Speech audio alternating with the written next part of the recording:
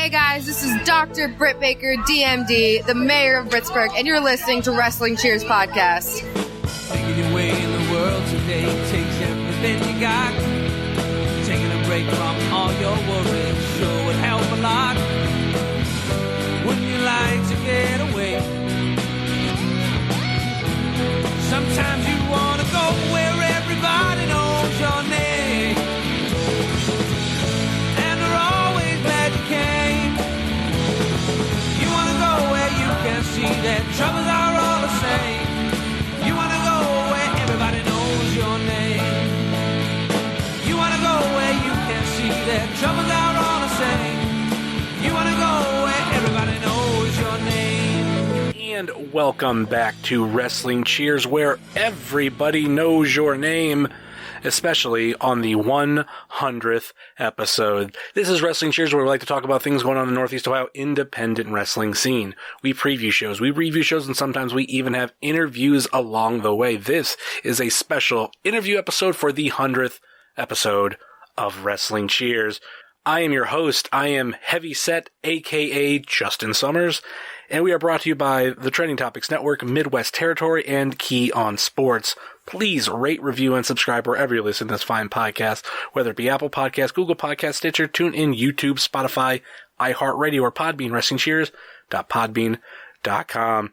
You can find us on all your social media, such as Facebook, Twitter, and Instagram. Facebook.com/WrestlingCheers, Twitter.com/WrestlingCheers, and Instagram.com/WrestlingCheers. Email, if you so choose a desire, WrestlingCheers@gmail.com. We have a merch store over at WhatAmaneuver.net. Like I said, this is the 100th episode of Wrestling Cheers. Technically, if I went by the normal pattern, that's why this is coming out on a different day.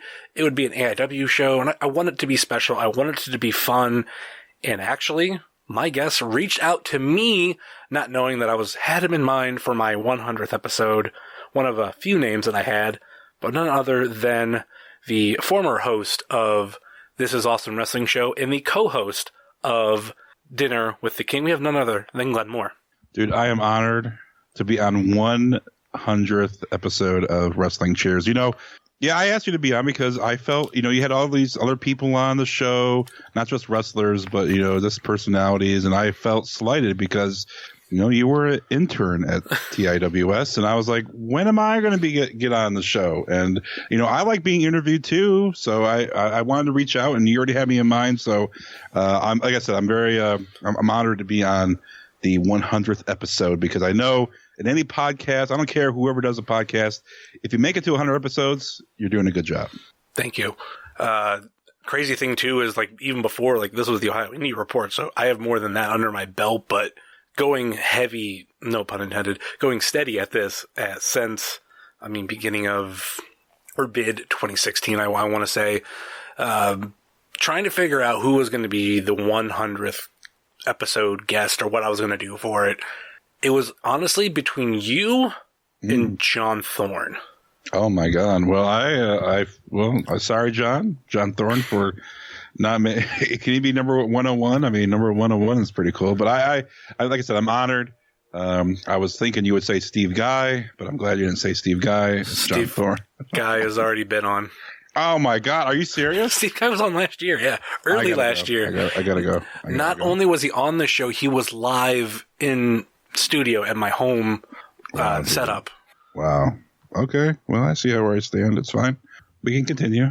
Well, I don't know if you were around here at that time, because you now are you back and forth between Memphis, or are you permanently in Memphis, or what's that going? I'm in Memphis right now. I would say I'm 80-20 between Memphis and Cleveland. I came down here. I was planning to come down here in the end of July because obviously, I'm sure we'll get into it. I co-host a podcast with Jerry Lawler, and he's in Memphis. And Brian Christopher passed away. Jerry called me at 1 o'clock in the morning, and I didn't answer it because I was sleeping. And then he texted me and said, Brian, what was going on with Brian, his son, and he eventually passed away. So I came down immediately, and obviously for the funeral and just being there for Jerry, and it just turned into me staying longer just to help out, what was going on and kind of be there for Jerry because, Jerry's a very popular guy, but the one thing about Jerry, he doesn't, he has a lot of friends, but not close friends to where he feels comfortable enough to, have you hanging around when, things are going rough. So, just being able to hang out with him and just kind of help him get back in the routine of what he was doing. And then we were into podcast was taking off.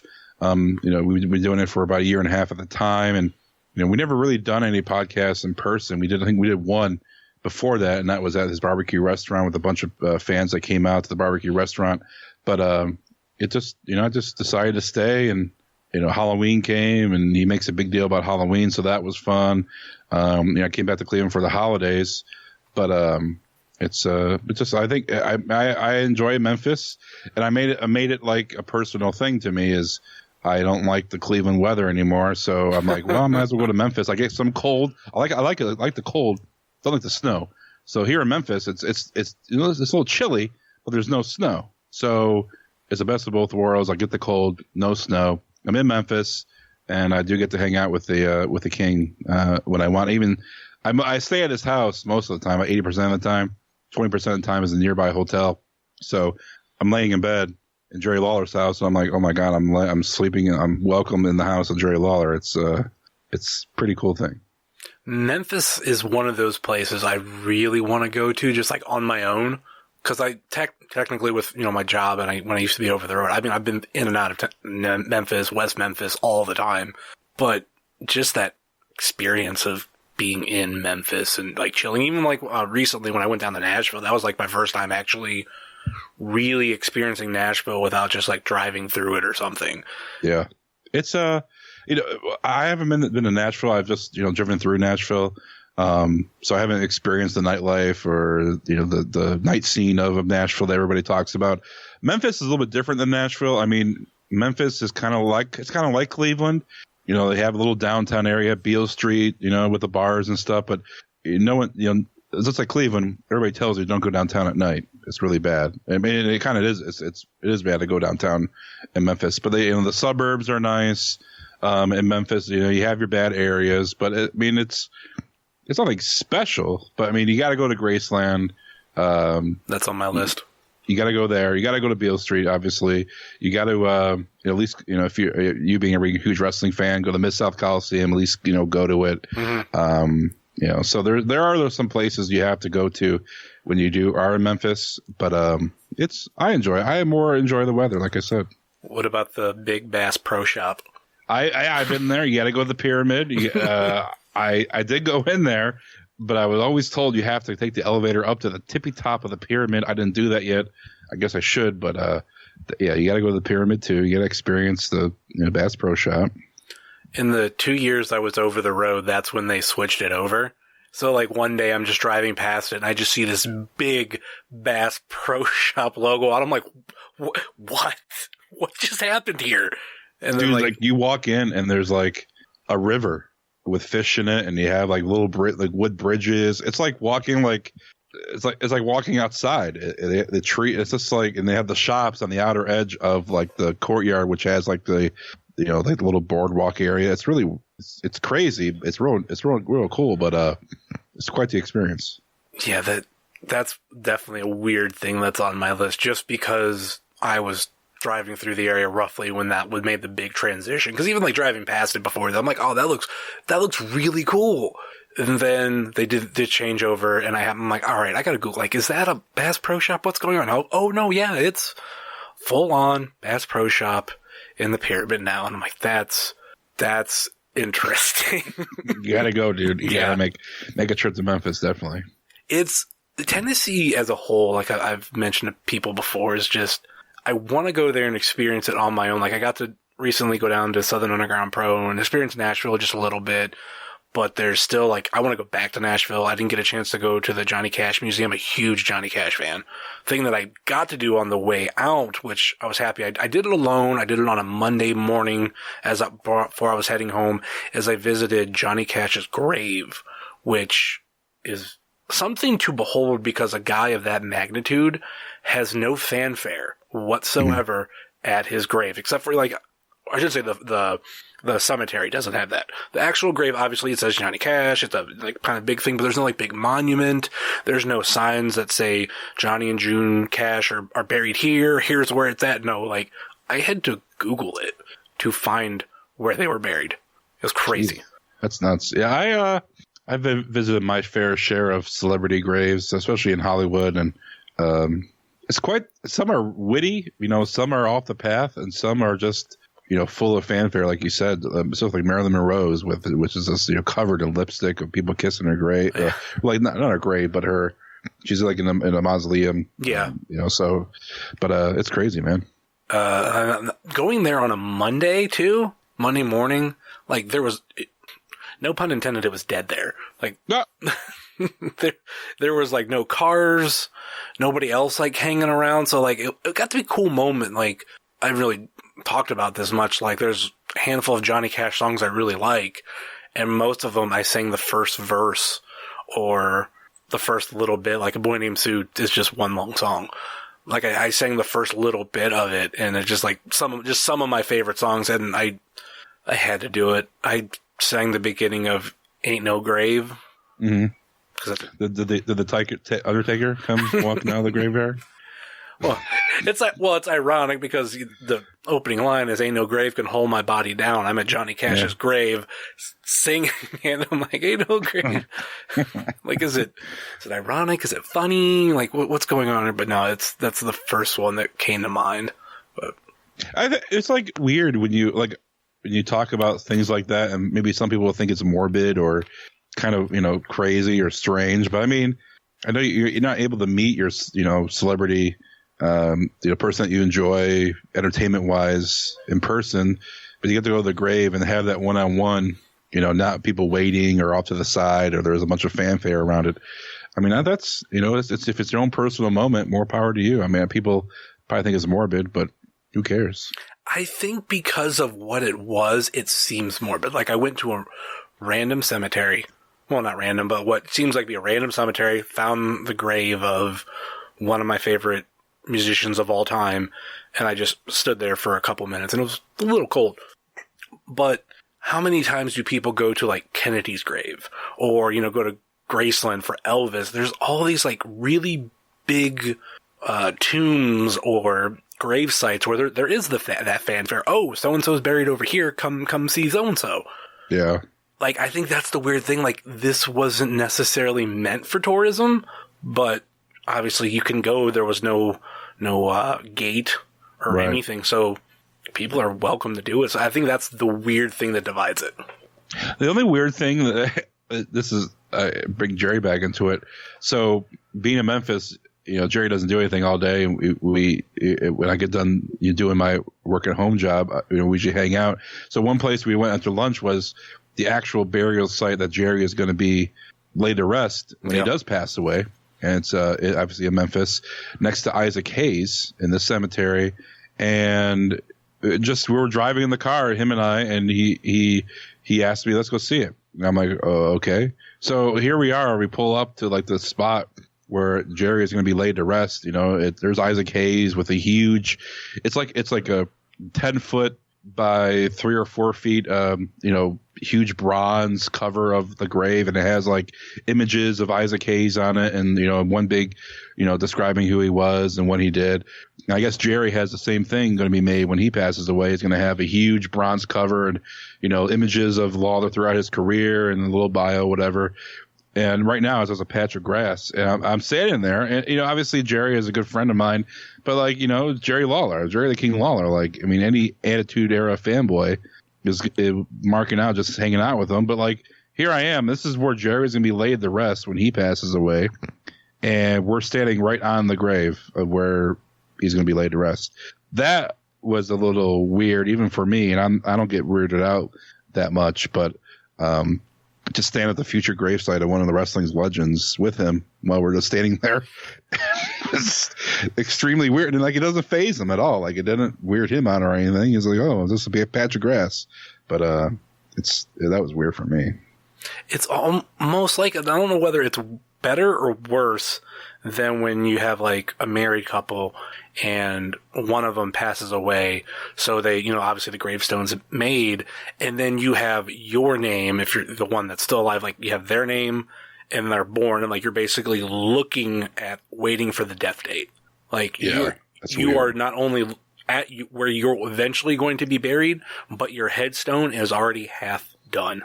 Yeah. I mean, I don't even know where I'm going to be at or when. I mean, it's not even gotten in my mind. I mean, I'm 35 years old and I haven't even thought about it one time. So, I don't know. That's good to go there and to visit your loved one that has passed away, and you see your name and you see the year that you were born, and then you see the dash and then the big empty spot. Mm-hmm.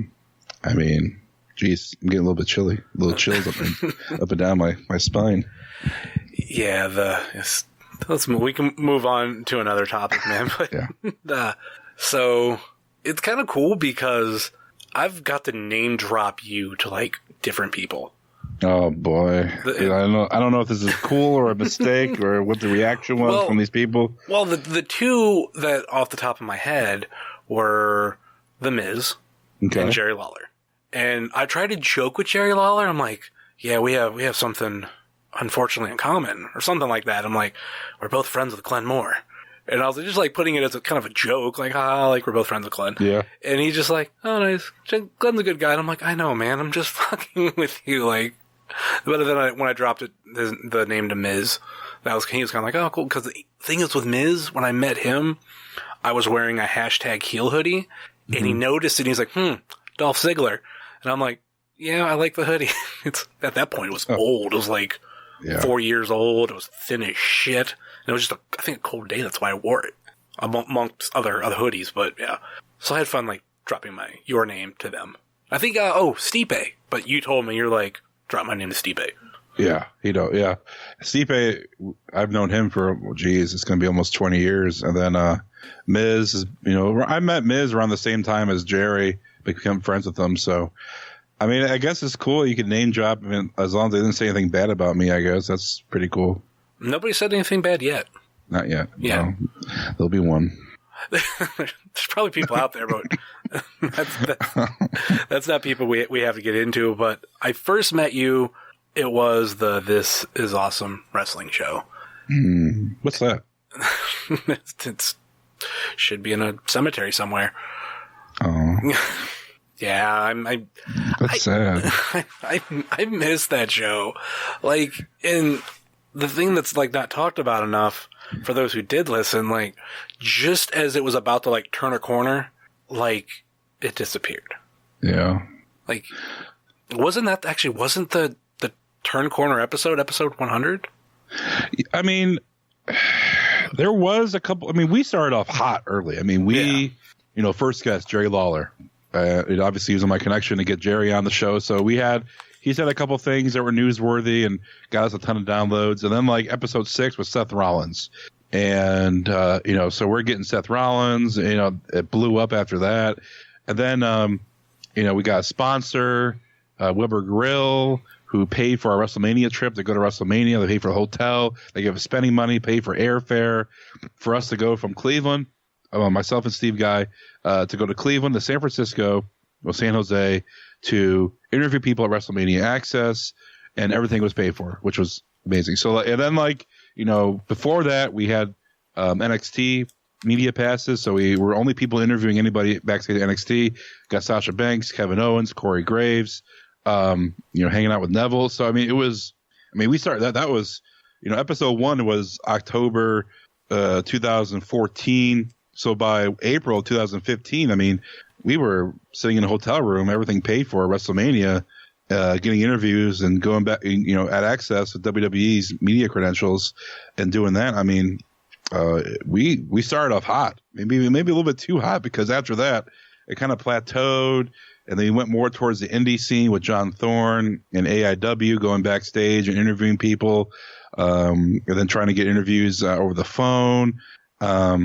A lot of hard work went to this. Obviously, do what it takes to, get a podcast going and get more ears to listening to it. And then, so the hard work that goes into it.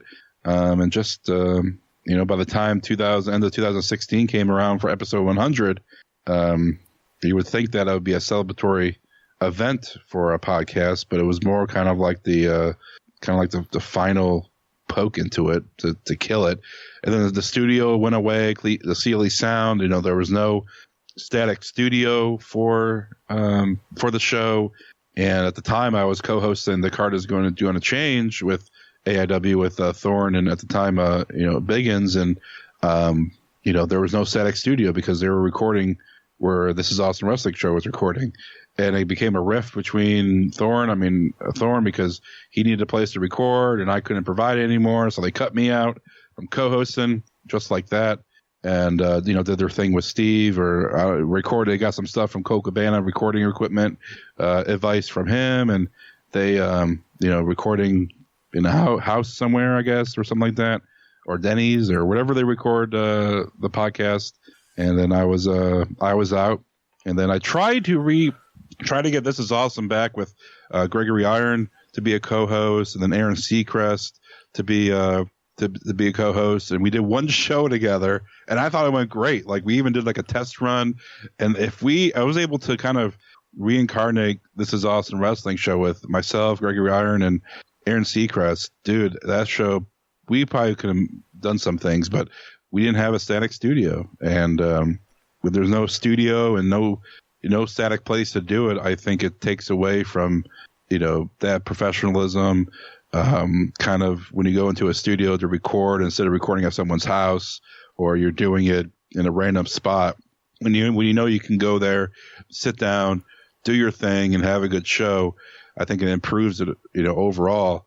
But without a static studio, it just became hard, and it just kind of faded away. And geez, I think I did 3 or 4 episodes every 6 months, and it just got to the point where I need to kill this. I just need to put it down officially, and that's what happened. I think late last year. Yeah, not only was I sad to see it go, but like even when those random episodes would pop up, or we get this like, all right, it's going to get revived. Like I kind of like I held on hope because in itself it was like something different. I mean, I was happy that you guys did start to get away from more the WWE reviews, because those type of podcasts, and like I used to do one.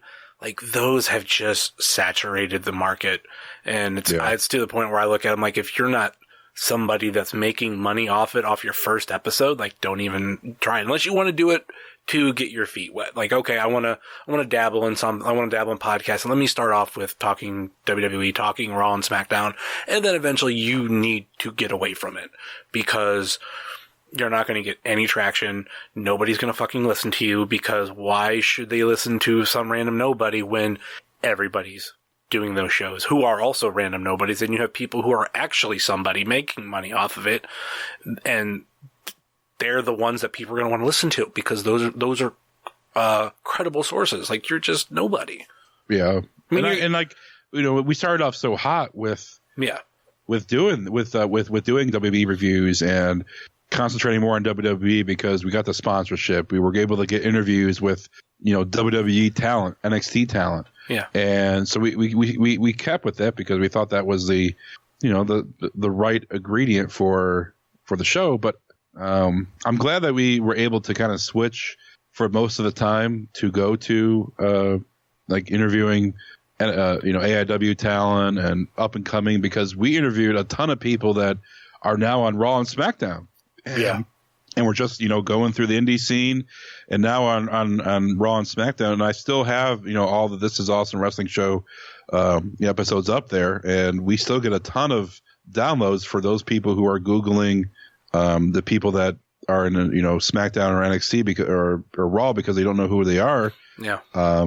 We still get a lot of plays for those episodes, which is great, because I think when they were in AIW and not really well known, they're more open about their life. They're more open about what's going on with their career or what happened. Yeah. And I think if you really want to know a wrestler, that's when you want to, talk to them or listen to an interview, because you'll hear things that they won't delve into when they are a known star now. Especially when they tell you to rock that beautiful body.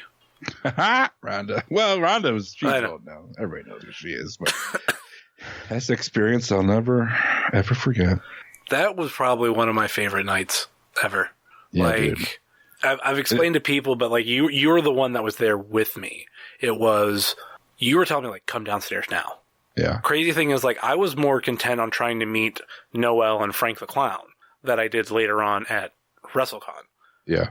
But because I was like, I'm not gonna meet Ronda. Like, there's no way. And you're just like, dude, come downstairs, just talk to Thorne. Like, all you have to do is ask him, and it'll be fine.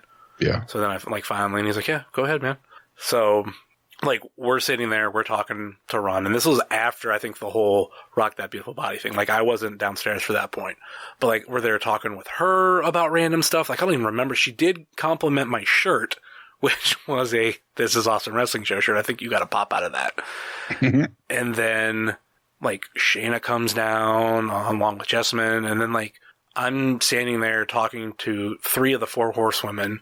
I mentioned my friend, Jessica I, and they all say like, oh yeah, like, we're really rooting for her in her fight tomorrow, because that was right before the Cleveland UFC show. And then we started talking about Natalya, who's one of my favorite female wrestlers ever. And all of it, like, boom, we're having a conversation about Natalya. This is all, like, in my head, I'm like, oh my God, this is awesome. No pun intended. Then you come downstairs, you're like, dude, Tyson Kidd's upstairs. I'm like, what?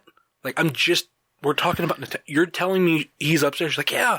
Go upstairs, and like, there he is, like, talking with, I don't know if it was like Cold or somebody.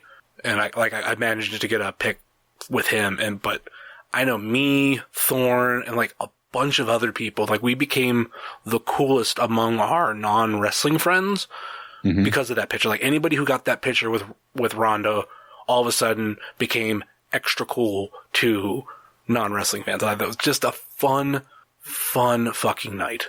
Dude, that night almost didn't happen, too. It almost was ruined in the parking lot when Ronda came to Mount Carmel hours before the show even happened to drop off Shayna. I mean, can we say who did it? Can we call him out? Justin Doan, I think, is the guy. He ran up to the car where Ronda, because she pulled in the back to drop off Shayna for the show, and Ronda was going to come back. Well, Thorne didn't know if she was going to come back. I think Ronda told Shayna that she was going to feel it out, see how, what it was, the vibe was like, and it wasn't a sure thing that Ronda was going to be backstage at AIW until like last second. Yeah. So Ronda comes up. I think they're in this huge SUV. They pull up. I think Shayna came out, and somehow fans saw Ronda that were already out in the parking lot at Mount Carmel. What Justin ran up to the car, like sprinted to the car to try to get a picture or autograph for Ronda, and Ronda zoomed out there. So after that happened, the vibe in the building, because I was in the building, was that, oh my God, Ronda is not going to come back. Why would Ronda come back when this literally happened when she pulled into the place, let alone a full gym, full parking lot full of people? Like, she's not going to come back. Like, it's not going to happen. And Shayna kept saying, I don't know, we'll see, blah, blah, blah. And then, like, all of a sudden, someone told me, I was doing commentary for certain matches, and before I was doing commentary for one match, someone said, oh, Ronda's coming, we need you, and, oh my God, I forget his name, and I really should not forget. The big dude, security guy for AIW. Joe Norris. I'm sorry, Joe. Don't hurt me. Joe would come up to me and says, we need you and I to go out there and, kind of be like the barrier. So, anybody sees Ronda, they're not running up to her, and she doesn't feel like, bombarded by people if she does get seen. But so I guess she came through the front. People don't realize, like, they're not Mount Carmel anymore, but the gorilla position in Mount Carmel, right behind the AIW setup, there's a set of stairs that go straight down the locker room. There's not really a gorilla position, so to speak. It's just a stairwell, and there's a door that leads out to the front of Mount Carmel. So I think she pulled up, got in the building easily. No one saw her, and then somebody parked the car for her. But dude, that was a great night. And she was so open. She took every single photo with a smile on her face. Yeah, she was even with drinking. Justin Doan. Yep, and yep. Even she was drinking. She was having some beers, and I took a photo with her and I tweeted out, hey, with Ronda Rousey. And I was standing next to her, and she goes, are you tweeting that out? I'm like, yeah. She goes, no. No one's supposed to know. I was already out there, and I had, a ton of likes already. I'm like, oh, I got to delete it. So I deleted it. but Ronda wasn't happy. So I thought my evening was ruined with Ronda because she was not too pleased that I tweeted out the photo already because I guess you weren't supposed to. But I didn't get that memo. I didn't know. But yeah, I didn't know the plan for that evening, so I didn't know it would be a surprise or whatnot. But she was telling some stories about crazy stalker dudes. Yeah, I remember coming to her house, especially like on Christmas or something, like straight up knocking on the door. So I guess she also didn't want to let people know where she was at, to where she was going to be for a few hours for people to come and try to track her down. Especially with like UFC being in Cleveland, you probably had some crazy Ronda fans there. And they would be like, "Oh, she's in this place called Lakewood. Let me go down to what's this, Our Lady of Mount Carmel, and go check her out." But that was a great night, dude. The crowd was hot. You had a lot of people there, like you mentioned Tyson Kidd. A lot of notable faces were there. 4 Horsemen. I mean, that was just a great night for wrestling fans that were there because they got to see Ronda. Shayna won and they closed the show, and it got a lot of pub for AIW. I remember when we were coming into that show, like you had kind of gave me a heads up. You're like, yeah, Ronda's like coming, but there's like they're not posting about it. She's not posting about it. Like it's kind of like this. She's coming with Jessamine and Shayna, so like don't say anything. And then like definitely all that shit happened. But I can't remember if it was the day before or that day. You're like at the end of the match, just start filming, and I was like, okay. No, I don't think it was the day before. Nothing was set. Nothing was. You told me at some point, and I don't remember when. You're just like, when the match is over, just keep filming.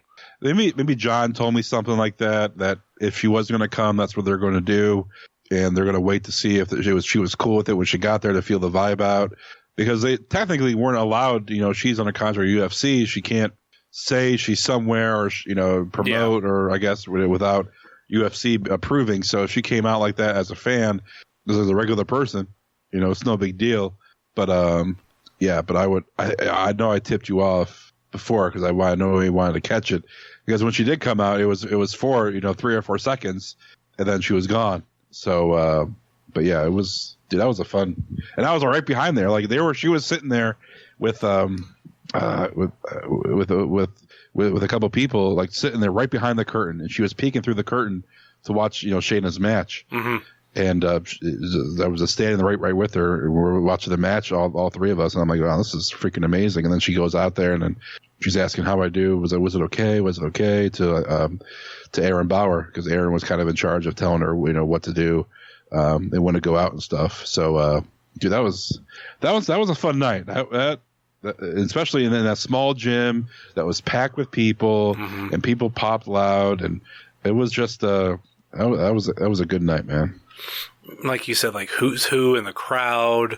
I think it's crazy too. Just recently at WWE Elimination Chamber, we had Ronda versus Ruby Riott, formerly known as Heidi Lovelace, who Shayna beat that night. That's something that like ran through my mind during that match. Like, wow, I can't say who would have thought. Whether I knew at that point or not, I knew Heidi was destined for something, because she was on the upswing for a year or 2 before that, maybe even longer than that.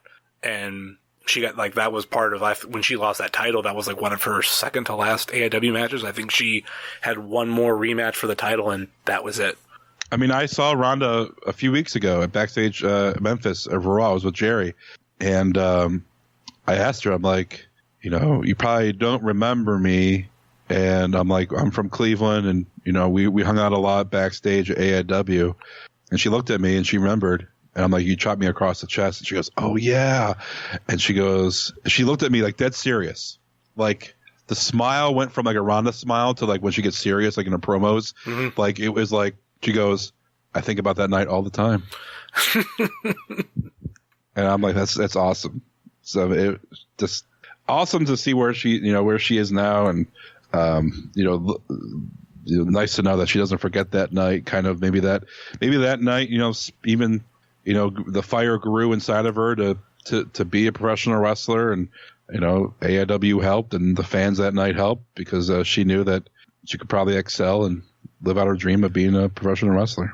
I knew, like, before that moment and before Shayna became an AIW regular for how short amount of time that actually was, I was kind of a Ronda critic. And then after meeting her, it really, like, changed my opinion on her. I'm like, she's a lot more down the earth than probably what someone of her stature would be. Because just literally being the face of the UFC for quite a while, like, she didn't have to be as nice as she was. And I don't know if, if she's different elsewhere, but I don't know. She was cool as shit that night, put on a, like, big smile when we took the picture, and, like, it had a cool conversation with her about Jess. So I'm like, anything I ever thought negative about, was just completely changed. And, like, when she came to WWE, I was full for it. I know a lot of people are like, well, she hasn't earned, and I'm like, stop it. Just stop it. But then again, I've heard fans also bitch about, like, Shayna. Yeah. Like Shayna's not good. Or Shayna, she just got to where she's at because of her friend. I'm like, did you watch her in Independence? Like, I didn't watch her everywhere, but she did shit that she didn't have to. If she was that kind of person, she would have got, just signed to NXT. But no, she went out and proved herself. Yeah. And the internet is a toxic place. It's just awful. And they jump on something before learning about the facts, and especially this Corey Graves stuff that's going on. They jump on it, and then when they say nasty stuff, there's no apology. They get off the hook when they're proved wrong. It's just, I hate it. And it's easy to criticize somebody, but then when you meet them, obviously they're going to fan out and be a fan of the person that they're been criticizing. But, like, it's just, people forget that when they bash people on social media and they bash a wrestler or entertainer or whoever it is, that person's a real person. They have a life just like you and I, and I'm sure your opinion would change of that person if you ever met them. And it's great to hear that.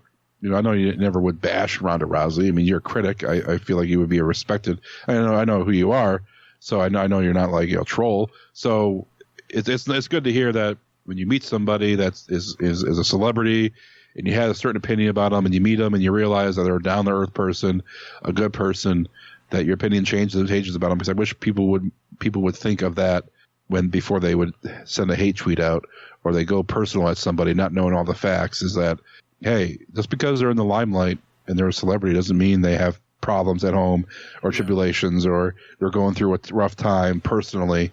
And for you to bring light to something or make fun of them or people that are surrounding them, it's just wrong. It's just terribly wrong. And I think the internet needs to stop doing that. Just put it simply. It's a toxic place, because I see, like, tweets, when Jerry and I went to a Donald Trump rally, okay, and Jerry got death threats, and you should have seen the tweets that people were sending Jerry. It was, we're sitting there, and he's, showing me his phone of what people were saying just because you went to a rally that they oppose. I get it. You have the opinion to oppose.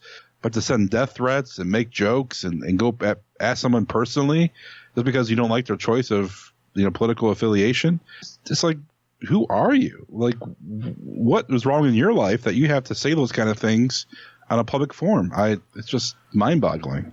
I think in the past decade, a lot of people have taken politics to the extreme. I mean, this was going on in the Obama administration too, to where, if you, display that maybe you were a liberal, you're a Democrat, you went, or however that be, there were people on the other side that attacked you, and now it's like the same thing. And I don't understand that mindset from either side. I try to be fair and, try not to over judge shit, especially when it comes to political. I'm I think I've had people ask me, because they know that I'm friends with you, and obviously with you connected to Jerry, and they're like, well, what do you think about that? I'm like, do I agree with him? No, but what does that matter?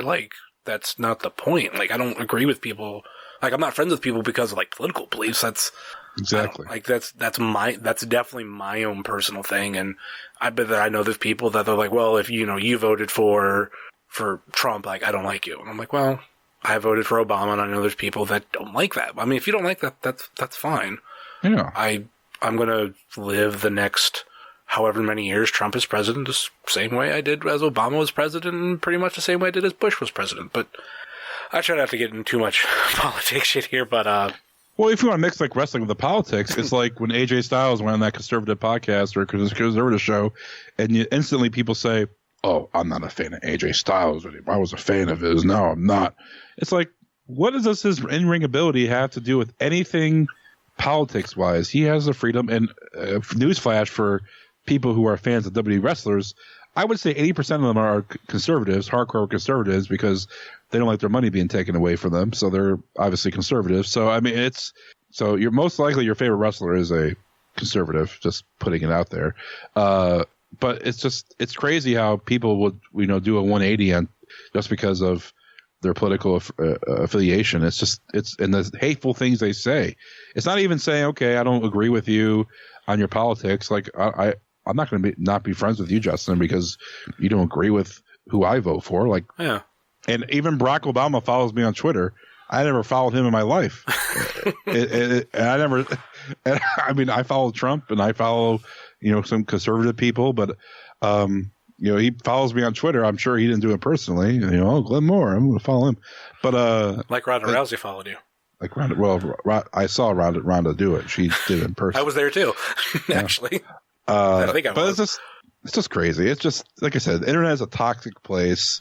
It's just, it's sad. It's sad that just because people can't be held accountable for what they say on the internet, 99% of the time, they think they can get away with it. They really shouldn't be able to get away with it, but they do. You can make egg accounts. You can say whatever you want, but it's just sad. Sad people. Sad trolls, Justin. Sad trolls.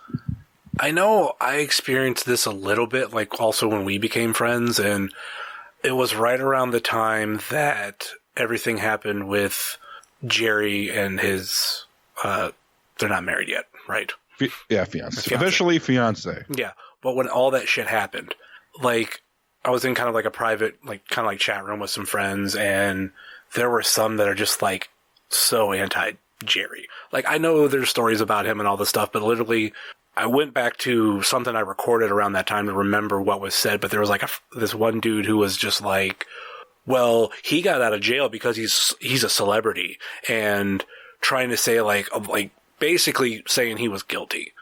And like, there's stories that I'm not going to necessarily get into because it's none of my business, but you kind of told me a story about Jerry and how he was with Brian during a certain incident. And I'm just like, if he was like this towards his son, why do you think he would do that to his fiance? Like, no. And if he got out of jail because him being a celebrity, then how did he get in jail?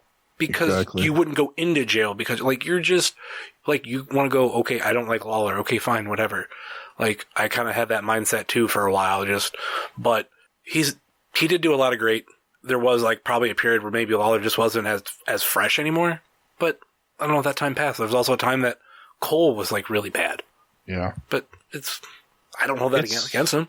I mean, and the thing is, people still hold that incident against Jerry all the time. They bring up that he beats somebody. Why are WWE employing people who beat people?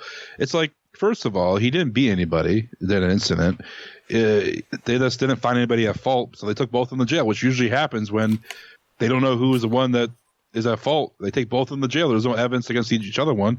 They're just arguing back and forth and say, well, if one of you are not going to take responsibility, both of you are going downtown. So that's what happened, and obviously it was thrown out a couple days later.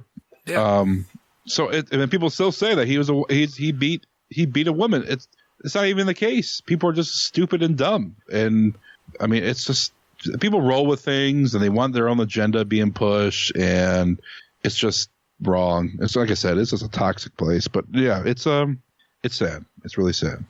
Speaking of toxic places, the thing that I want to get into before we end the show, we get into the Fave 5 questions. I want to talk about the Browns. The Browns. How's that toxic? Because of the history we've had? Well, the history, but I mean, it's looking bright. That's why as we're recording this, it's February. This will come out early March.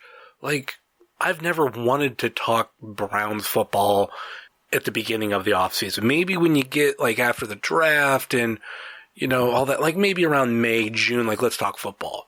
But I don't know, like, this is amazing. I love, like, what's going on in the culture for the first time in a very long time. Feels like it's changing. It's great to be here. We are on the off season, and we're not talking about who the Browns are going to pick with their first top pick in the draft. Like, it's right? It's amazing. Like, it can go, I mean, they're sitting 17th. I think they can go either way. I mean, they can go a bunch of ways, but we're not sitting here talking about the Browns Super Bowl, which is the NFL draft for years and years. So that's great. And we're talking about, you're talking about signing guys, or you try to get trading for for Beckham or for Antonio Brown. I mean, it's a great time to be a Browns fan, but it can only go up from here with Baker and trying to get some more pieces surrounding him. Kareem Hunt, which people are going to complain about. I get it.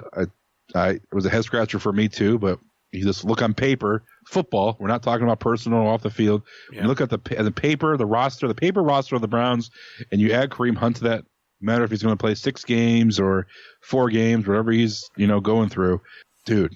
You have him and Nick Chubb in the backfield with Duke Johnson too.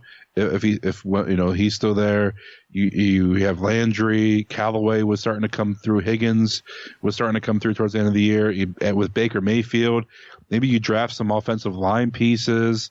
That defense, you add some more pieces to them. Hopefully, guys stay healthy. I mean, there's no reason why they can't compete for the North. I think we're definitely competing for the North. It's my big question is like how the rest of the division will pan out, because I feel like as a division, we're kind of all a wild card because we're on our way up for the first time in a very long time. The Steelers are like, they missed the playoffs and they're just in a bunch of turmoil. Are they going to be able to bounce back? How many years does Roethlisberger have? Ravens look like they were nosediving mid-season, and then Lamar Jackson takes over and he's killing it. So it's like, okay, they might be on the bounce back. They could have a step forward, but they can also have a step back. And then the Bengals finally getting rid of Marvin Lewis. They probably going to be a couple years, but still a wild card of what we're all going to do. And God, I say this with everybody that I talk with about Browns football. I just want one year that we finish over the Steelers. Yeah. If we can get a year where they're in 4th place, that's the dream. That's the real dream. Or even, coming down to, a week 17 face off against the Steelers, Browns Steelers, and the winner goes to the playoffs. That would be, epic in itself. And I hate putting win predictions, especially this early. You don't know who they're drafting. You don't know who they're going to sign. But I mean, just the way that Baker Mayfield has transformed this team into a possible contender just in 1 year. And like I said, we don't know how teams are going to adjust to Baker Mayfield. Now they have film on him. Will they be able to adjust? There are some halves that he did not play well, and there were some games that he played extremely well. Yeah. So he's still, will that sophomore slump, come about for him? But man, if he can, just keep improving little by little, and you get some, some stronger pieces around him, Kareem Hunt helps, dude. It's just, it's promising. It's a lot promising than we were 1 year ago today, Justin. It's a lot more promising than when we drafted the guy that I thought was going to be the best, Johnny Manziel. I was never a fan of Johnny Manziel. Here's the thing. I will always defend why I liked him, because why I liked him, past tense, is why I like Baker Mayfield. But the difference between them is something that I didn't see. And I know I've explained this on the podcast before, that you have Johnny Manziel was cocky. Mm-hmm. Baker Mayfield is confident. They are very similar, on the surface. But when pressure comes in, cocky can fold. Most likely with Manziel, he did fold. Confident will go out there, throw an interception, and come right back out and do the exact same play, throw the exact same pass without hesitation. That is why I love Baker Mayfield. I wanted a guy with a chip on his shoulder and something to prove. I felt like that was Manziel. I wanted someone kind of like a Jim McMahon for the Bears, someone who was just little bit different. I didn't want the poster boy, Drew Brees, Peyton Manning, which granted I wanted those stats wise. I didn't want that kind of attitude for a quarterback. I love the picture from the Redskins preseason game where Johnny Manziel was flicking off the Redskins sideline. Love that. Yeah. We get that with Baker. And I kind of, like I said, I look back at him I would never want to draft Manziel again, but hey, I know why I liked him, and definitely it's basically Johnny Manziel is the dollar store version of Baker Mayfield. Yeah, it's true. And the one thing about, for me, when I compare the two, is that Baker Mayfield has been told no before. Johnny Manziel has always been told yes. Oh, you can do that. He is like the kid that has the rich parents that, is going to succeed his abilities, but he doesn't have to do anything extra because his parents are going to be there and he's always going to be number one. So he doesn't have to do the go in the film room and do the extra work that a guy like Baker Mayfield is going to do because he's been told no. No, you're not going to be able to start here. Go somewhere else. No, you're not going to be a good player in the NFL. Manziel was always told, all the yes men around him. Baker, he uses that no on the field and being confident in his ability because he knows he can do it. Manziel, he would go to practice and not know the plays. Mm-hmm. He never did. He never did the off the field stuff. It was always, I got away with this in college and high school of just going out and playing. In the NFL, you can't do that. The true cream of the crop rises when you go to the NFL, and he just wasn't good, just not good at all.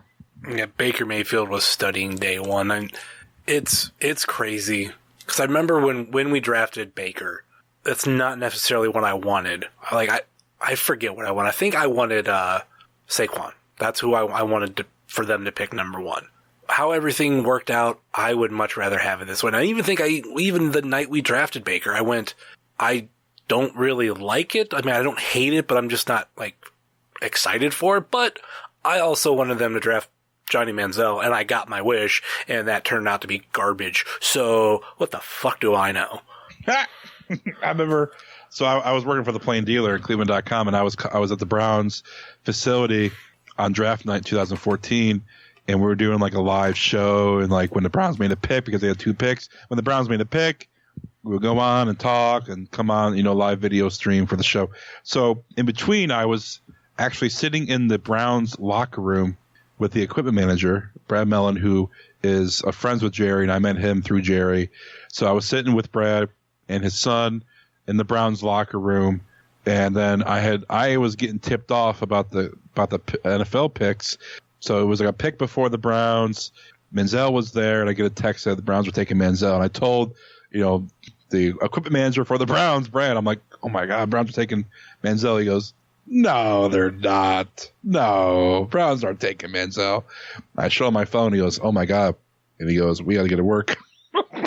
So then, Manziel's picked, and, Manziel was there the next day. It was just crazy time. I mean, the bosses that I work for at the Plain Dealer, they didn't care about Manziel, the player. They just knew if you put Johnny Manziel name in the headline or, SEO, social media, search engine optimization, a ton of clicks. And we got a ton of traffic, from Johnny Manziel articles. We try to, if someone got murdered in Lakewood, we try to put Johnny Manziel in the headline because we know that people are going to search Johnny Manziel's name and the story is going to pop up. But, he added, all the eyes to Cleveland. It's just that didn't pan out, but he did bring some attention. He made a lot of money off jersey sales, right? Yeah, I bought one. Of course you did. I bought 2. Prior to buying my personalized one, I bought 2. One was Josh Cribbs. That is currently sitting behind me, hanging up, autographed twice. And then the Manziel jersey, I had my own name put over that one. Even though at that point I had already bought the high-end version of the personalized jersey. So now I wear mine and my girlfriend wears the former Mansell jersey because that thing just literally sat in a drawer after he got drafted. I have a personal rule. I will not wear a jersey of a player who no longer plays on the team. If they're a Hall of Fame player or something, like, that's different. Or if they're retired, that's different. But as soon as Mansell, like, we got rid of him, I'm like, yeah, I'm not wearing that ever again. I don't care. So that had to get replaced, sadly. Oddly enough, too, the night of the draft, I can tell you exactly where I was. This was the address, 5660 Universal Drive, Memphis, Tennessee. What? I was in one of a drop yard that we used to use for the one company I was a part of, and I was grabbing a trailer, and I was about to head to, I can't remember where I want to say, might have been Nebraska. Had to go to a Walmart hub, but I was getting ready to leave, listening to XM radio, and they were like, the Browns have just traded up. And I'm like, no, are we getting him? Is this going to be him? And then they announce it, and I freaked the fuck out because I was so excited. I was like pumped for the rest of my drive that night, driving wherever I freaking drove to. But yeah, it was crazy. It was like the Beatles came to town. I mean, I had to go the next day to Brown's facility to cover his introductory press conference, and the people were waiting outside, and he pulled up and he got out of the car and waved to everybody. It felt like the Beatles were in town when Mansell hit, and everybody in media, who's who of media, came to Cleveland to cover that press conference. The press room was completely packed, standing room only, but like I said, didn't pan out. Yeah, but going back to where we are now with the Browns, it's just, like I said, I've never been this hyped for a season in a while. Like you even said too, like, we're not really looking at a draft. Like, obviously I want us to have a good draft. We've had I think we've had like 2 really good drafts in a row, maybe 3, definitely 2. And I'm really excited to see where we go from here. And this, even if they trade out, if they trade out of the first round, I'll be kind of upset because my other team is the Bears and they don't even have a pick in the first round. So I'm only watching the first round for that Browns pick, and it's right in the fucking middle. Like I said, it's just nice to be able to sit here in middle of February and not have endless discussion about, should the Browns take a quarterback? What are the Browns going to do with the second pick overall or the first pick overall? It's nice to just breathe and just not be able to focus on the biggest day in Browns, for the Browns of the year, which is a draft. It's very nice. It's different. I can get used to this. Hopefully I want to go to the playoffs next year. I think that's like kind of my hopes at. You went over the North. I mean, it's a possibility. It's definitely not out of the realm of it could happen. So, I mean, you laid it out earlier with what the AFC North looking like. I mean, there's no reason why the Browns shouldn't be a contender for the AFC North to get in, not just wild card, but to be a division champion to get into the playoffs. I think they should be a contender, if not the contender, when it comes down to August, September. I take that back. It's not. I don't want them to the playoffs. I mean, I do. That's not top of my list. The top of my list is I want to beat Pittsburgh decisively in Pittsburgh. I want all their stars playing. I don't want this. Well, Ben Roethlisberger was injured, so it didn't. No, I want Baker Mayfield to go into Heinz Field and be the first Browns quarterback to win there. That's probably number 1 on the list. And the crazy thing is, Baker Mayfield has the same mindset right now. Like, oh yeah, I want to go in there and I want to rep this city and I want to bring us home the first fucking win. He's already breaking records. So let's get after how long that fucking stadium's been there. Let's get the first win. I think the closest one we had was 2007 when we lost by a field goal. Mm-hmm. Yeah. Almost won that one, but yeah, that's all I kind of want. If we could sweep Pittsburgh, that's an added bonus. Oh my God, that would be great. And make the playoffs. Ooh, that'd be great. All right, let's start to wrap this show up, and let's get into the Fave 5 questions. Ooh. Hey, this is Booker T, 5-time champ, and this is the Fave 5 questions. Now, can you dig it? All right, and start with this question. Is Chicago deep dish considered pizza? Yes. Okay. How do you feel about it versus New York? You're a little bit more traveled than most. Well, like, I just love I just love the thickness. I just love just the layers upon layers. If you can give me a pizza that I had to eat with a fork, that's a good pizza. Dude, same. Like, there's people like, you have to eat it with a fork or it's like lasagna. And I'm like, what's wrong with lasagna? I love lasagna. You're just adding a little bit more, like, dough. Like, hell yeah, let's do it up. I love deep dish. I'm a huge crust guy. Like, I love a good crust. Like, I have to have a thick crust. And I love stuffed crust, but Pizza Hut has really dropped the ball on stuffed crust pizza for the last decade. It's just not enough cheese, not enough dough. Pizza Hut has gone down the tubes. Pizza Hut used to be one of my favorites. Now, not anymore. But I get it because I love stuffed crust pizza. But, like, I love dough. So when you get to Chicago, you have all that crust. It's like dessert when you get to the end of the slice. I think it depends. I love me some stuffed crust. But when it comes to crust in general, there always is a handful that I'm just like, I could do without this pizza place's crust, but there's like other places I'm like, oh no, like theirs is good no matter what. Like I'm not a big fan of Domino's. It's been a very long time since I've had their pizza. I've always liked, Papa John's, Hungry Howie's, Pizza Hut's okay too. I think I just had one recently where I gave most of my crust to the dog, but it just depends. If you get Domino's, you have to get the pan pizza. You can't get the regular pizza, like the hand toss, whatever. The hand toss sucks. Like they suck too. But if you get a pan pizza, even from Papa John's pan pizza is excellent. Yeah. All right, it's good. I will vouch for Papa John's pan pizza. Only the pan pizza from Domino's too is really good. But Papa John's pan pizza, this came out with it like a year and a half ago. Mm-hmm. Oh my god, dude! If you haven't tried it, try it. I think I've been more on a lot of the pizza places' wings lately, and I just had Pizza Hut's the other night. It's the thing that I liked about them. They were bigger, much bigger than most places, so that was a thumbs up for them. I used to love Domino's wings when they only had one type of barbecue, and now they have like a bunch of different sauces, and it's just not the same. And I think Papa John's is okay. Papa John's wings are amazing. Yeah. Domino's are Pizza Hut, I think they were awful. I never had a good order of wings from Pizza Hut. Never. Papa John's, oh my god, dude. Like, I don't know if it's because of the Lakewood location that I usually get Papa John's from. Dude, hella good. That place deserves 5 stars for their Papa John's pan pizza and their wings. I'm a drumstick guy, and all their drumsticks are like just huge. Like, it's amazing. This is not a paid endorsement from Papa John's in Lakewood. This is just me personally liking Papa John's pizza, pan pizza, and wings. This is a good transition for question number 2. Wings, bone in or out? Oh, okay. If you're going to give me all drumsticks, bone in.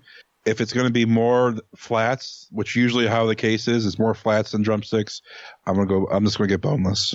Really? You're actually the first person to even gives any type of battle for boneless, because really, yeah. What's wrong with boneless? Boneless, you just pop it in your. I mean, I know it's like a chicken nugget, but I mean, heck, dude, if you go to the right place, you can get some big ass pieces of boneless to chow down on. There's nothing wrong with going to Applebee's and getting an order of $5 appetizer for boneless wings, get some honey barbecue on it. What's wrong with that? People hating on boneless. It's more like. It's just, if you're just having a good time, you don't want to get your hands messy, and you want to enjoy some chicken, why are people hating on boneless? I think it's because they're more like a chicken nugget. I've even heard chicken tenders. I kind of tend to agree with it. Like, I prefer bone in. I actually like flats over drumsticks because I could put those things in my mouth, take my teeth, and just rip the meat off. Like, I could slam down wings that way. They're a nuisance. They got 2 bones in those. You got cartilage on each side. You got to worry about that. Like, I get it. You could just pop them in and suck them off. Dry. I mean, I get it. But Jesus, it just seems sometimes it just seems to be a nuisance more than a convenience. And the drumsticks, I mean, I can put down a lot of drumsticks. You give me drumsticks, I'll eat everything off that one little bone. But boneless, if you're having a nice night, with your girl and you want some chicken, just whatever. You don't want to make a mess or get your fingers all messy. I mean, what's wrong with boneless? It's just boneless is just like the rich people version of the bone-in wing. What did it say is the rich version of the chicken nuggets? That too, yes. But I feel like you could say, I'm going to have some wings. All right? And you can go and have some boneless wings and say, hey, I had some wings. All I know is Nick Gage said boneless wings are just chicken nuggets, so I tend to... Well, I'll fight Nick Gage over that. Good luck. Don't say that. Don't put this out there publicly.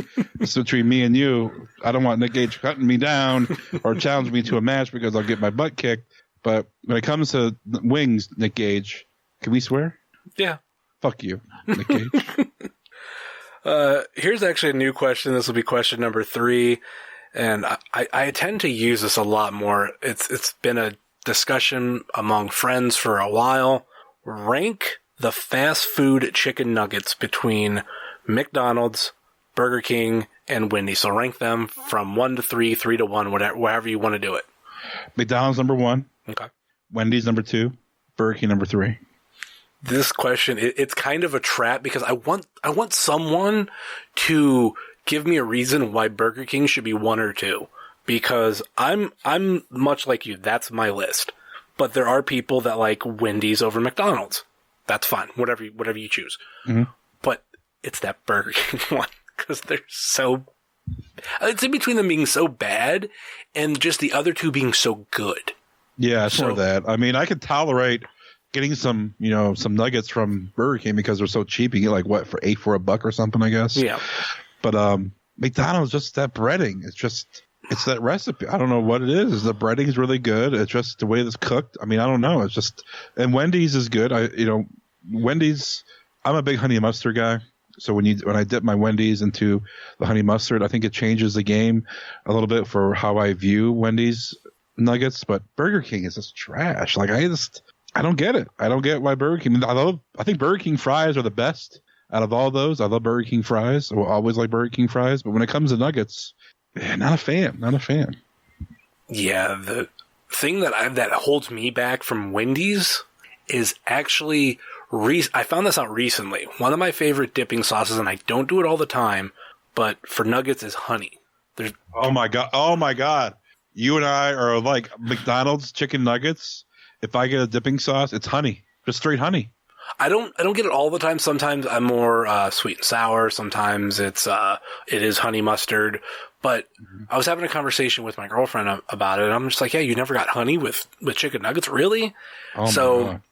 The next time we went to go get nuggets was Wendy's.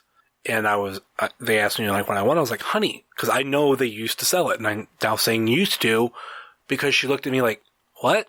You mean honey mustard? I'm like, no, honey. Like, the dipping sauce, honey, just honey? No, we don't have those. I'm like, what? Oh my God. You guys got rid? Granted, I'm like, she probably wasn't even around. Like, whenever they got rid of it, I have no idea when. But what the fuck, Wendy's? And I think what it could be, I don't know the price of honey and everything. McDonald's, their dipping cup for honey was very small. Oh, it's shallow. You have to get, 10 of those bad boys to even get your fill, or even having a nice coating on each nugget you eat from McDonald's for your honey. But dude, honey mustard. That's my 2 dipping sauces for McDonald's nuggets. And like I wanted to order McDonald's via Uber Eats when I was like traveling, and I wanted to get chicken nuggets, and I'm like, oh, they're probably not going to have an option for honey. They have all the options for everything else. When you click, you tap what sauce you want, and they had it for honey. So somebody in corporate enjoys honey with their chicken nuggets. I'm just glad that they had the option and you like it too. Mm-hmm. Honey chicken nuggets is a game changer. It's like dipping your fries into a Frosty. It's just that hack that everybody should enjoy. Question number 4. This is another newer question. It's actually the only wrestling-related question that I have, and I think it's very polarizing. If you had to pick between these 2 genres of wrestling, which would you pick? Deathmatch or comedy? Oh, my God. They are such polar opposites, and I think they're 2 of the most polarizing. Yeah, because it's 2 of the most disliked portions of wrestling that I For me personally, I don't really like either one. So if I had to pick one, I mean, like, what kind of comedy are we talking? Are we talking like Joey Ryan comedy or like Grado comedy? They're both comedy. Oh my God. Colt Cabana, comedy. Yeah, Space Monkey, comedy. Dick Justice, comedy. But there's a difference between like, a Grado comedy match and then someone grabbing someone's penis and acting like it's like a force. Like, that's just stupid. Like, I'll never be a fan of Joey Ryan. I'm sorry. I just can't get on that train of someone grabbing a penis. They wanted Jerry Lawler to do that spot at WrestleCon a couple of years ago. Mm-hmm. And when Jerry faced off against Andy Kaufman version of Joey Ryan, the initial plan was Jerry to grab Joey Ryan's penis and sell it. And Jerry was like, nope, not doing it. Nope, not doing that. Okay, back to your question. I'm sorry. Gotta pick one. I would just do comedy and hope for the best. Okay. I kind of thought you'd go more toward deathmatch because I know you don't like comedy, or you just think like deathmatch is just too fucking crazy. Deathmatches, it's just, I'm not skirmish of blood or anything of that nature. I just think it's why? Like, why do that? Like, why? What's the point of fluorescent light bulbs being laid down and you're jumping through? Like, kudos for you to do it. I can never do that. Obviously you have more balls than I do if you're going to do that. I just don't find it entertaining enough to sit there and watch it, for a whole show. I just couldn't do it. A comedy, I know there's some good comedy. I know there's some bad comedy. I think I could tolerate even the bad comedy because I can laugh at them, not with them. You witnessed some deathmatch at AIW. Yeah, but not. When I think deathmatch, I'm thinking like Joey Janela climbing the rafters, falling through 8 fluorescent tubes onto a shopping cart. Like, that's what I think when I think of deathmatch, or like outdoor wrestling, to where like Eric Ryan does, to where he gets all cut up and there's blood everywhere. There's this guy's bleeding profusely just everywhere. When I think deathmatch, I think of that. If it's like AIW kind of deathmatch, I could deal with that. Technically, I've seen Eric Ryan pretty much almost bleed to death in a non-death match. It's just he got cut the wrong way and he's freaking bleeding like a stuffed pig. I think that was Hell on Earth. I don't remember the year, but I think the DVD cover is him just with the crimson mask just everywhere. Eric Ryan is one tough son of a gun. All right, question number 5. We're on the polarizing thing. We're going to go into the Wilkman question from Kick Out of 2. Is Die Hard a Christmas movie? Of course, yes. Yeah. What do you say? I'm not in the camp. Like, I don't care. Like, if people do watch it, I've always said that, hey, if you watch it at Christmas and you love it, and to you that's a Christmas movie, that's fine. But in my household, that's not what we do, and I'm fine with that. It's not on my Christmas list of movies that I have to watch around the holidays, but if it's on, like, I can see why it's going to be on around Christmas because of, setting is Christmas. I can see why it being a Christmas movie. It doesn't have to be all, bells of holly and fa la la la. It is set on Christmas. I've often said that in that case, Rocky IV is a Christmas movie. Which, hey, it falls under the same thing, and people consider it one, just like, Lethal Weapon is a Christmas movie, Batman Returns is a Christmas movie. Okay, so people can watch it on Christmas. Yeah. What is your favorite Christmas movie? A Christmas Story. Yeah, it's mighty Cleveland of you. One of my favorites. Okay, if you had a mighty Cleveland, a Christmas Story movie. Oh, jeez. You got to go with the Home Alones. Home Alone is a great Christmas movie. Very, very popular. Which one do you like more, 1 or 2? 2. Actually, I enjoy 2 more. I'm in the camp 2, but mainly because I loved the Talkboy tape recorder, and I often say that's part of the reason why I do this now. Because I used to basically create podcasts. All I wanted was that for Christmas. All I wanted was a Talkboy. I never got it. Really? I had like 2. Well, good for you. I never got one. I always told my parents I wanted a Talkboy, and I never got one. I should just get one now just because I can. You have a Zoom H6. Like, yeah, but Macaulay Culkin never had one. He might have one now. I don't know, with all the movie stuff he's doing now. I don't know. That's true. He could carry one with him. Macaulay Culkin's a weird dude. Not weird in a bad way, in a good way. I hung out with him at StarCast. He was there. Real nice guy. Real small. Real tiny dude. But he's a good guy. He's a little bit out there. But I guess if you hang out with Michael Jackson long enough, that turns you weird. All right. The final question, and normally question number 6 is just a random question. Uh-huh. And I'll go with, from your experience in AIW, outside of what we have already talked about, what was your favorite AIW memory? Because the Ronda Rousey one is like definitely top, so that's why it's like you need to think of it. Yeah. You want to know my favorite AIW memory? This is, I did some commentary for some matches of people who are like in WWE, and I don't really know what people thought of my commentary. I know some people listen, they enjoyed it.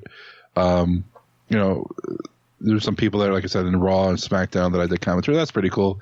But I think for me was, I always got to Mount Carmel really, really early, like before even the guys set the ring up. I'm just a guy that likes to get there early to set up, the recording equipment, and just kind of feel it out the place. I mean, it was for sports. When I played sports, I always got there a couple hours earlier than everybody else. So I think it was, my favorite moment was, like, I feel like you can't, like, if you're not a wrestler, you can't touch the ring. Like, you can't get in the ring. If you're not part of the show, you shouldn't be able to go in the ring. So that's just like my rule. So for myself is like, if you're not a wrestler or part of the show, you shouldn't be in the ring. So I got there really early. The truck came to set the ring up, and I asked John, like, can I help set the ring up? And he goes, no one has ever asked that. Sure, you can help. You can help, Dr. Dan and Frankie Flynn and all the, the guys that were just in the school, for setting the ring up. And I set the ring up. And I thought that was the coolest thing in the world, was to set up a wrestling ring and to, like, see all the pieces of the wrestling ring and to put it together, to help put it together, the ring posts, the canvas. I just thought that was the coolest thing. So I would say my favorite memory was being able to say that I helped set up a wrestling ring. That's a pretty good one. I know it's not like flashy like Rousey or anything, but I mean, that was pretty cool to me. I mean, it could definitely obviously be anything, because obviously you also did the podcast for a while, but there's also just, I don't know, like, you could even just be something with Biggins. Like, even like me looking back at some of my favorite moments, like, were, something about Biggins. Like, one in particular was when I won the date with Veda Scott. Like, the look on his face when I handed him the money was priceless. Like, he was so excited. And there's a picture of him holding all the money up and just grinning from ear to ear, like teeth out and everything. That's like one of those moments that I absolutely love. And he was always such a great guy. So, yeah. I mean, like I said, I think it was just being able to set the ring up, that a wrestling ring that, I watched wrestling since I was a kid, and, never touched or been in a ring. I mean, I've been in the ring once, and that was when Gargano, his last show, and everybody was ringside, and we got to go in the ring and, give him a hug or whatever. That's the only time I've ever been, I think, in the ring. I think I've been into a ring at a Memphis Hustle game when Jerry did an appearance, but it was like a small, like, there was not even a ring apron. It was just like a small 10 foot by 10 foot just mock ring. So we could actually go into an actual wrestling ring, and set it up. I think that was really cool. Just, for me. But I mean, calling some matches, like a EC3 match. I called the Johnny Gargano match, which is, pretty freaking cool to say. Did a whole show, the What's in the Basement show. I did that, the full show with Wadsworth. I mean, I think I remember that one. Yeah. So I mean, that was pretty cool to do, and be able to watch back these matches and hear commentary over them. But I mean, setting up the ring, it was pretty cool. All right. Any final thoughts or last minute plugs before we go? Of course, you can hear me with Jerry the King Lawler every week on Dinner with the King. It's a wrestling podcast, but it's just more like two guys just shooting the shit, talking wrestling, talking about Jerry's career and whatever's going on in the world of wrestling for that week. Him and I have been friends for like 10 years, so it's like I said, it's like two friends just sitting at dinner, just talking and catching up for the week. You can follow me on Twitter at GlenmoreCLE, Instagram GMoreCLE. You can just search Glenmore. You can find my website, and that's pretty much it for the plugs. Final word? Oh, geez, I asked Jerry this every episode. What the final word is for him. Final thought. I just for you and I know how hard it is to start a podcast. I've been podcasting for almost 11 years, and to get to episode 100, or however the road is or was for you to get here at episode 100, it's please take it as an accomplishment, because podcasts start and they die quickly. People get bored. People just don't have the drive to do a podcast because they don't want they see the numbers of downloads and it's not to their liking and they think it's going to take off overnight. But dude, it's I really appreciate you asking me for episode 100, but kudos to you and all the people that you do the podcast with. They keep it going to episode 100, and I really hope you do 100 more, and hopefully I can be in episode 200, buddy. That one might be John Thorne. Okay, I'll give John Thorne 200. How about 199? We'll see. It's going to depend on the next 2+ years. Well, I might do under 2 years because I like doing bonus episodes, because I think that's one of the big things when it comes to podcasting is there's so many people who don't know how to be consistent, or like it's kind of like you said, they give up because they think, oh, they're gonna become this big podcast and everything. And I think that's the mindset of a lot of people. I've come across it. I'm like, I do this as a hobby. I know I spend way more money than I've ever received back, and the only thing that I've gained from doing these podcasts is respect from people, and I have a little bit of kind of credential of people trust me, people respect me. I mean, is it everybody? No, but when I reach out for an interview, I'm pretty confident that I have enough people to say like, no, he's a good dude. He's been he's a good interview. He's not going to hand you the same shit as everybody else. So trust me, I take it as a huge compliment, and the fact that I really strive not to sound like everybody else. I try to put my best foot forward, and I've been looking to improve ever since day one. Well, you definitely are improving, and you're not an intern anymore. Well, you said I'll always be the intern for. Well, if the TIWS was around still, you'd be a full-time employee. Would someone else have to get Chipotle but me? Yes, that would be Frankie Flynn. He would have to get Chipotle for us. All right. You can find myself at Heavyset330 on Facebook, Twitter, and Instagram, just much like you can find this show on Facebook, Twitter, and Instagram, Facebook.com/WrestlingCheers, Twitter.com/WrestlingCheers, and Instagram.com/WrestlingCheers. Email, if you so choose or desire, WrestlingCheers@gmail.com. Still have the merch store over at whatamaneuver.net. One more time, please rate, review, and subscribe wherever you're listening to this show, whether it be Apple Podcasts, Google Podcasts, Stitcher, TuneIn, YouTube, Spotify, iHeartRadio, or Podbean. WrestlingCheers.podbean.com. Check out our friends on the Trending Topics Network, such as All Beer Inside, Eurovision Showcase, Old School at the Movies, and Wrestling with Altitude. Check out our other podcast friends, such as Pod Van Dam, Super Fantastic Podcast, The Road Home from Wrestling, Kick Out at 2, The IndieCast, So Bros Network, Big Gold Belt Podcast, Spotlight Series, and I Got Your 5 Stars. And check out our other non-podcasting friends, such as Thrift Store Jobber, The Stavish Stash, Set Tab Photo, PowerSlam.tv. Use the promo code WrestlingCheers, all one word, get your first month free. Ringside Shots Photography, Sickening Pictures, Wrestle Void, Keon Sports, Stay Tough, Midwest Territory, and the official graphic designer of Wrestling Cheers, Moy Boy Designs. That will do it for us here on Wrestling Cheers, where everybody knows your name, especially when you have dinner with the king. Later.